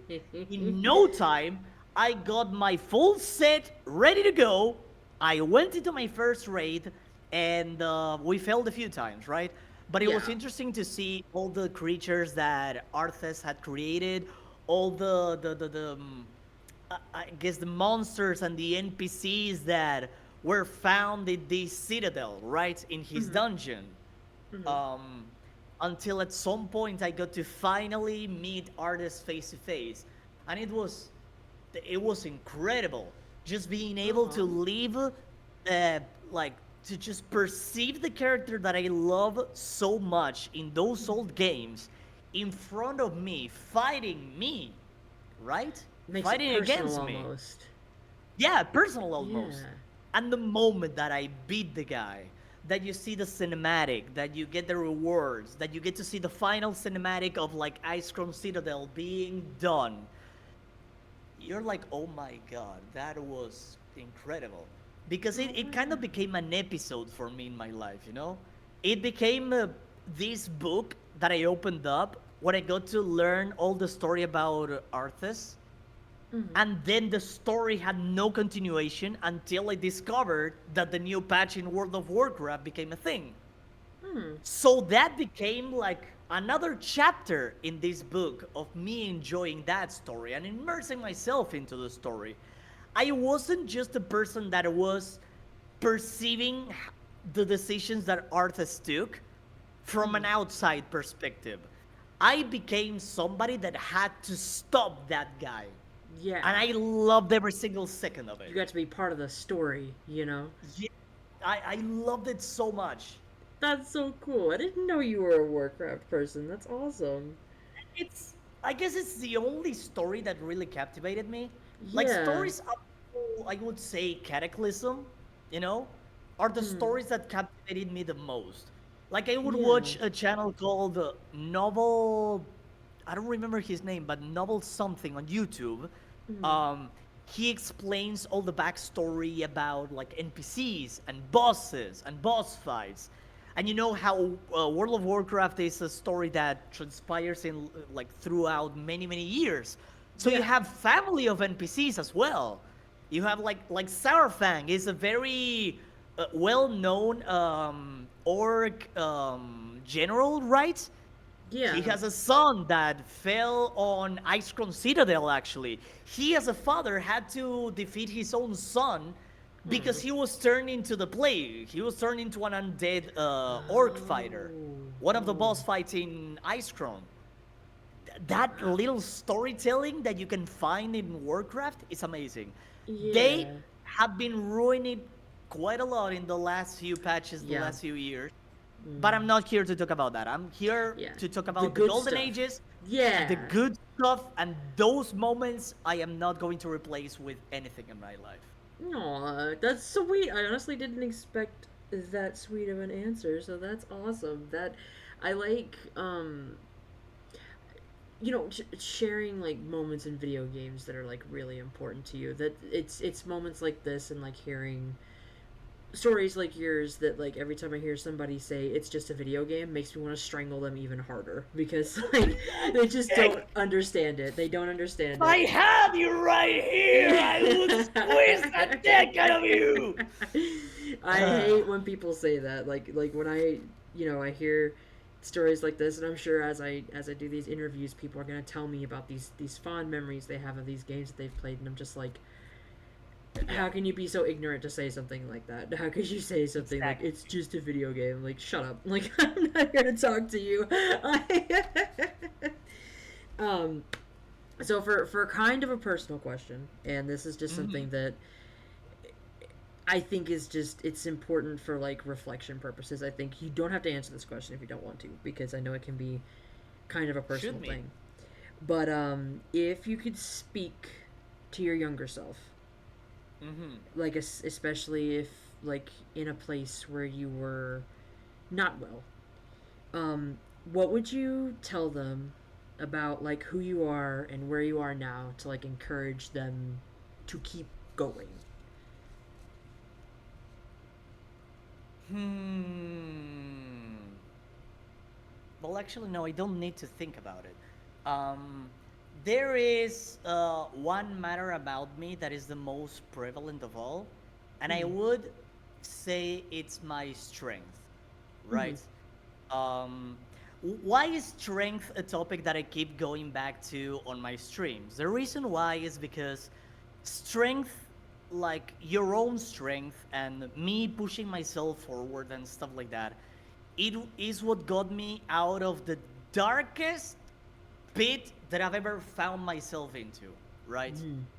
Um, I had to go through a lot of self discovery, I guess, like Yeah. getting to know myself, like very deeply, I would say, because again, I knew more about other people than I knew about myself. And Oh yes, yeah. some could argue that you are the last person that you get to know really well, right? And there's some truth to that, quite a lot of truth, in fact. Um, so there's this thing called if you're supportive, like I am, you're probably gonna find yourself being able to help other people more appropriately and efficiently than you would find yourself helping yourself. Oh yeah. The reason why is that people like that, like me, like you, for example, tend to lack self love, right? They tend to think of themselves in a very judgmental light, Don't call me out on my in own a interview very show. negative perspective. Yeah, you can agree to this quite a lot. I Oh know. yeah, yeah, yeah, yeah. Um, and that's the case with me as well. There have been instances where I would be working on my own projects, things that I was passionate about in the past. And even to this day, I would have to go out of my way to like reach out to other people, like friends of mine, family, and stuff like that, to kind of show them what I produced, to see in their reaction what they really feel about it, To get that because approval. even yeah, because even to this point and throughout all the hard work that I've been putting, it's very hard to go against the way that you have been like kind Conditioned. of conditioned to think, Hmm. right? Oh And yeah. all of my life, I have been conditioned to think that I was not important, that I was just there to help others out, to push other people forward, to do my best for other people. But nobody really stopped to really tell me, you need to start thinking about yourself. And the people that actually did that are not here anymore, unfortunately. Hmm. So doing this is not just to start living my life for the first time, it's also to honor and show appreciation and share the message that these people shared with me, my loved ones, that it's never late to start a project, and it's never late to start learning about yourself. But Yeah. that once you do, it's very important to get a hold of those occasions that you are able to just really sit down and speak to yourself, because that is how you do some introspective. That is how you get to understand your psyche and your inner thoughts, and What makes things you like that you? don't usually come out. Yeah. Your I would say your what you call it, there's like these inner voices, right, that come all the time, that Yeah. are very overly judgmental about your every move. Oh yeah. It's very important to find some peace with these voices. It's very difficult, but Very. through introspective is the most straightforward way that I have found to kind of talk to the negative me, right? The one that doesn't speak and only indirectly shows you with actions Hmm. what it doesn't like, what it doesn't appreciate, and what it's not okay with Yeah. you know? Yeah. And throughout those conversations, you get to know yourself a little bit more. You get to be a bit more genuine. Not that you have been a fake persona before, but you get to become one person. Yeah. One You with your kind inner of. thoughts, one with the things that you enjoy, that you do, that you create. Hmm. And that is one, You. if not the most important aspect, not as a streamer, but as a person. Yeah. Because, especially nowadays where mental health has become a thing, right? Thank God. Yes. In most cases, people really don't realize that mental health issues sometimes, not all the time, I know that there's a lot of, clinical issues that are actually Hmm. medicated, but Oh yeah. uh, in most ways, mental issues come because of the condition that people have made you feel, that you Yep. land on, that you Yep. need to feel like, right? And it's not It's like that. yeah. So it comes from every single one of us and the hard work that we want to put into something. It comes into us to kind of fix it, to kind of get to know ourselves, because we didn't have the same development that other people that just had aspirations and ambitions uh, earlier than us, when all we were told is that what we did didn't matter and other people mattered more than you, Yeah. You were kind of just a cog like in a it was in my machine, case. and now you're kind of you're picking up the puzzle pieces of who you were and trying to make a whole piece out of it. You Yeah, know, trying to put that the broken doll back together. It's like exactly. you find out who you are. It's through your healing, like your self-healing, like becoming coming to grips with like what you have, what's like quote unquote wrong with you, which by the way, if you have a mental illness, if some there's nothing wrong with you. There It's is just that your nothing absolutely wrong with you. brain Everybody has is something that they're going wired through. differently. It's Hmm. you're just wired different. That's all it is. Like the And a lot of us, we have dark humor about ourselves. My joke that I like to say all the time is that my power cord is unplugged and I don't know where the fuck it is and I can't find the outlet to plug it back in. And that's why I'm a deviant in that sense. I have mental illness and I've talked about it before. And like you were saying earlier, like strength is a very important thing because I have the type of mental illness that should be medicated. Yeah. But through, and I've noticed this about, because I've lived my life and I have been the person that I am. When I let it win is when I need to be medicated because I'm worried that something's going to happen that Exactly. I can't control. When I put my foot down and I have the mental fortitude to be like, all right, I don't have time for this, then I don't need to be. And that is a fortunate thing to have because I have used that as a crutch before in the past. Now I just try to just be like as normal as I can, and by some miracle I've managed to be okay. But it is mostly due to the people around me. So I was raised in a way that like, and it's not necessarily just the way I was raised, but it's just the environment that I grew up in. I was basically taught that nobody wants me around. I'm, go be quiet, like go to your room. I'd get bullied constantly. Like I was conditioned to believe that people do not want me Yeah. around. So Hmm. now I have a community of people who like reach out to me. They want to hang out with me and they make these just honest and genuine attempts to hang out with me. And then my anxiety tells me they don't really want you there. And so a lot of the times I deny it because I'm too anxious. And that's the Hmm. part where I have to learn that like that is a slowly healing process. That's why I have the say something nice Exactly. redeem. It's why community nights and like things are really hard for me because the fact that I am so conditioned to believe that people don't want me around that whenever I accept that invitation and I become a part of it, it's almost like having that normalcy scares me. And it's because I'm unplugged up there and I'm just not I I was raised in a different environment, so my brain functions in a very different way.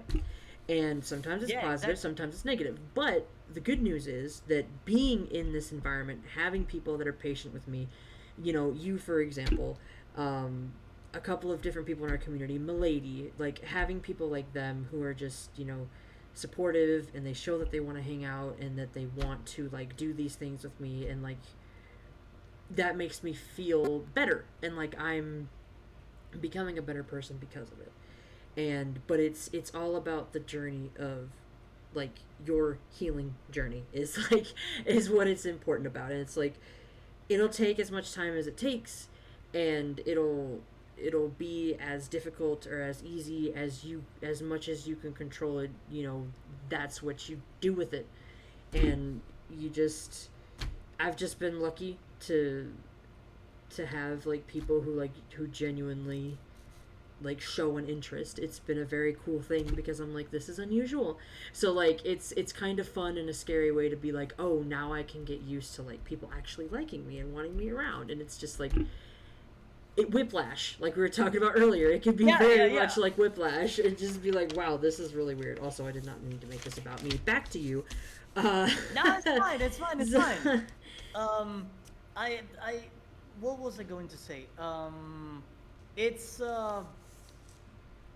I wanted to go back to what you mentioned about realizing that the problem is there, right? yeah. Not just realizing that the problem is there, it's also fighting against it. Mhm. So I would say that some mental issues, I'm not talking about like illness that actually requires like medication and stuff like that, right? I'm talking about like um, mental issues in general that have grown out of the way that you were conditioned to think. Those issues are kind of like, and I'm going to go a little bit on my on the topic of my lore with this. So I am an amalgamation of souls, right? And Yes. whether you believe in ghosts or not, everybody out there, okay? I'm not going to Yeah. go into a fully paranormal explanation. I'm just going to say this: whether you believe in ghosts or not, you do believe in bad mojo. You believe Oh in yeah. bad stuff. You believe in bad luck, in bad karma. Energy. You believe in Ooh, something yeah. out there. Okay? There is some kind of belief that works to explain weird things, paranormal things, off-putting things, however you want to call them. There is something out there for every single person that believes that whenever something weird happens, or weird, or scary, or out of place, they have a belief for that, right? So, what happens? Doesn't matter if it's a ghost or if it's bad karma. What happens if you address that issue? If you start thinking about that issue, if you start giving it shape and form and trying to look for the location where it started, you give it more strength. You make it more pronounced. It's going to repeat itself. It's going to be more intensive, you know? The bad karma is going to be unbearable at some point. The paranormal shenanigans are gonna be all over the house, you know? Yeah. It's very important to understand that this applies to everything in life. The more power you give an issue, the more stronger hold it will have over you. And at some point, you will be dominated by the fear of this thought coming into place. That is why, if you were conditioned to think in one certain way, every time you think about that, you're going to feel uh, lesser than the rest. You're going to feel like you are not deserving of the things that you're receiving. You're going to feel like almost as if you were devoid of any appreciation or good things that could come your way, Yeah. right? And that's what I was trying to go into when I mentioned the aspect of strength. You need to be stronger than your subconscious, because your subconscious is always going to be someone that is kind of like teaching you the hard way, I would say. Yeah. Trying to push you the hardest, trying to be the most critical over every single step that you take. So it's very important to always one up your subconscious, be able to reach a point where you and this other you can have a conversation in the same level, right? And that is when you're going to be like start understanding yourself way more and Yeah. kind of get some peace, some inner That peace, which self-love, I that feel like self-healing. it's very Yeah. important nowadays with how chaotic things are. Oh Yeah, yeah. because I feel like people nowadays get lost very easily on internet trends and on watching YouTube and videos and stuff like. It's not a bad thing, right? No. That's not what I mean. I just mean that when you have a problem and you drown yourself in videos and stuff like that, I mean it's important to kind of calm your nerves and become calm and collected again. Yeah. But it's also important to give yourself that time to, kind of give more perspective on the way that you reacted towards certain problems or how you have some issues that have not been resolved. Why is that? And how can you go about solving them? The answer may not always come immediately, but at some point and eventually you will find a way to kind of go around certain corners and be able to jump those walls that you thought unjumpable, Yeah. uncrossable, you know? Try to make try and make your strength, like the strength and like the belief that you have in yourself, overpower like the negative things, like the negative things you think about yourself. Yeah. Like try to have that. Like there's a lot. I see this shirt online all the time. It's like a religious shirt and it says faith over fear. And I'm like, I agree with Yes, that yes. in both a religious and a non-religious way, because to me it's like, yeah, because you can have faith in a lot of things: faith in yourself, faith in others, faith in God. Like faith is it's not just strictly a religious thing. So when I see that, I'm like, nah, it's true though. Like you have to try and like make the faith that you have like in yourself or in like what you're doing like conquer that fear, because fear is very powerful. It's a very powerful thing. And I didn't think of it like the way that you were explaining about how when you think of, like, it gives it power. So the Hmm. more I never thought about it that way. That is the perfect way to put it. So thank you for that Yeah, refreshing so I retrospective on that. again, whether people believe it or not, I had what I would perceive and I guess acknowledge to be a paranormal event, right? So I had weird things happen to me. Call it the way that you want to. I'm not gonna throw my beliefs onto anybody that's watching this. Um, but weird things have happened to me, and I did notice that the more I acknowledged them, the stronger they became. Either Yeah. because they were actually stronger, like the events were getting more aggressive, or because in my mind I was more afraid and fear was getting a hold of my perception. Yeah. Fear can skew your So, perspective big time. exactly. So it's very important to be the strongest character when it comes to the matters that affect you. Yeah. Try to remain as calm as you can. Strength will help with that. Try to do some introspective. Strength will allow you to face your subconscious more efficiently. And then the third step is be strong enough to push yourself forward towards the path that is going to actually help you Oh yeah. motivate yourself to do the things that you love to do the most, or to try new things that you think are going to be very productive and positive towards your lifestyle. Exactly. And strength isn't about not getting knocked down. It's about getting back up. No, no, no. It's more important to be strong enough to stand up and become stronger than you were before than just feel like you need to be unstoppable and untouchable. Yeah. There's nobody out there. Even the No. the biggest, most toughest, most rude bodybuilder in the world has cried. Oh yeah. Everybody has bent the knee to sadness, to depression, to all of these aspects, right? But one way or another, you come into the realization that, hey, this is not cool. I want to be a better version of myself. You know, the cliche that everybody says at the Oh end yeah. of the year, right? That's how you do it. And it's not a promise that you make the last day of the year. No. Try to It's have like an this idea everyday. mentalized every day. Yeah. And even though not every day you're going to make a progress on it, just nurturing the idea in your mind is all you need to one day have it be like an incredible factor that will push you forward on every single one of the projects that you want to like get into or go aboard.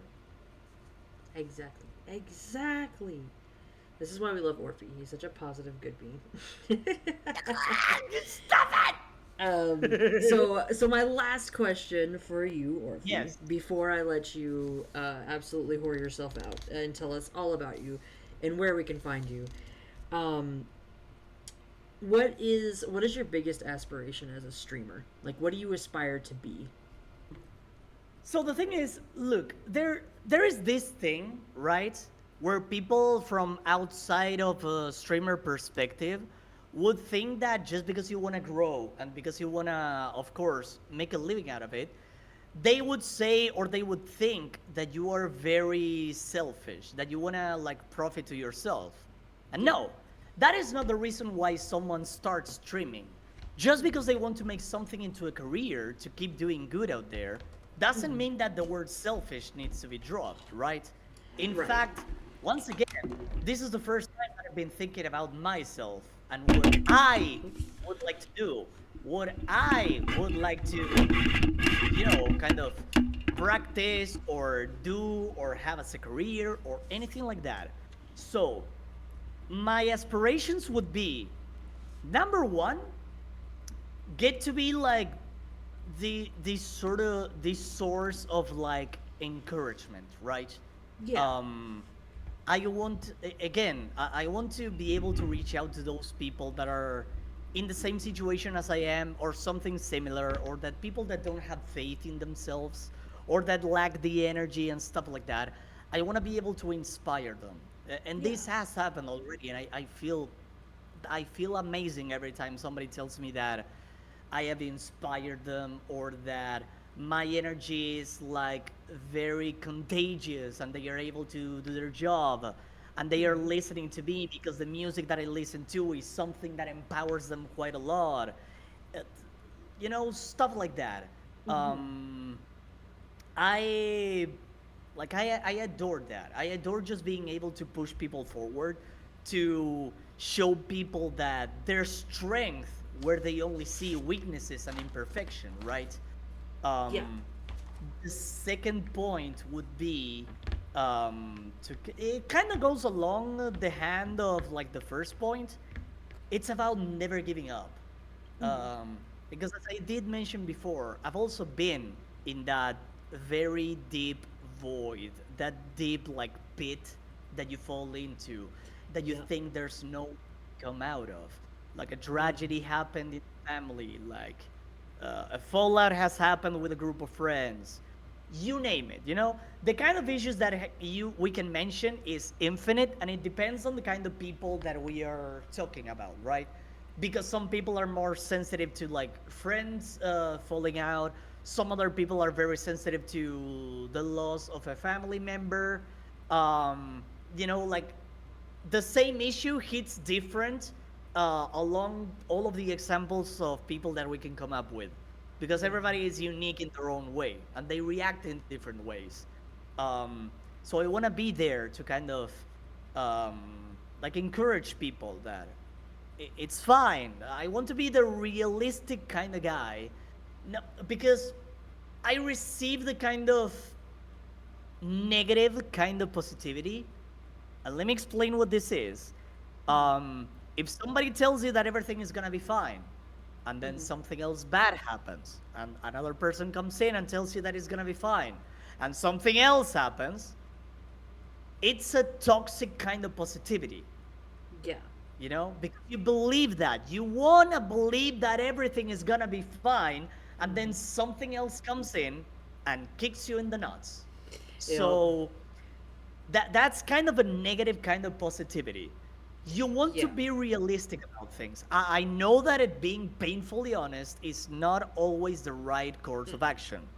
And I am painfully honest. That is an issue that I've been trying to solve, because some people really don't need me to be telling them the truth in such a raw kind of way, I would say, Yeah. You need to You want to have more be. touch. Yeah. You want to be proactively positive. Exactly. Yeah. So I want to be that kind of person that is going to tell people the truth in a way that is easy to digest, and that is also going to allow them to be more willing to fight the adversity that they have going on right now. And even if they don't win that battle, they will have fought in a way that they probably didn't even think they would have. And Yeah. that already builds up character, builds up strength, allows you to become a better version of yourself. The point that we were trying to get at before, right? Yeah. And all of these things work together to at some point make you into a version of yourself that you don't even think that you can reach. Yeah. And that can surprise you in an immense sort of way. And the third point is, of course, reach broader audiences, grow my platform. Yes, I want to make a living out of this because I want to keep sharing like my message around. I want to keep meeting incredible people, incredible streamers out there that nowadays I see as a viewer. And I am like, they are just untouchable. They are too far up. They are just on their own league. Yeah. And I have the aspiration of at some point, someday, get there, be able to collab with them, have fun in the same level, not just be someone that is, um, not trying their best, just trying enough to be like on the scene, Yeah. but who hangs in there. Like, I want to take this Trendy. far. Yeah. Exactly. I But not really like want to whole take this souled. far. Yeah. And it's not just for profit because I want to live off of this. I want to be able to become a content creator full time. Um, but it's also because I want to spread the message that all my loved ones, the ones that encourage me to be here and that are not here anymore, I want to kind of spread that name just so that their efforts and the love they had towards their life, towards their projects, towards their jobs was not in vain because it cultivated in people around them, especially in me, the aspect of keep fighting, keep like putting in the effort every single day, and yeah, just go out there and show people that you're really here to make an improvement, make a change for the Yeah, best. a good one. Yeah.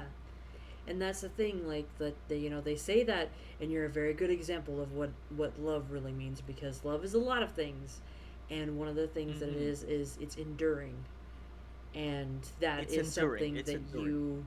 you display that very well, because you're not just doing this Thank for you. you, and that's important. That a lot of people, like, it was like we were talking earlier about games, like if the heart of a game needs to be good, or it's like it goes, to the wayside, then it's just another like blam blam shooty cute pretty game. Like, it needs to have heart, and you have a lot of heart, Mhm. and that's what makes you, I think, just relatable and enjoyable to watch as a content creator. Is just the fact that you aren't this fake person who's like, oh yeah, this is how you live life. No, you're honest and you're real, and I think that's what a lot of people appreciate about you. I know I do.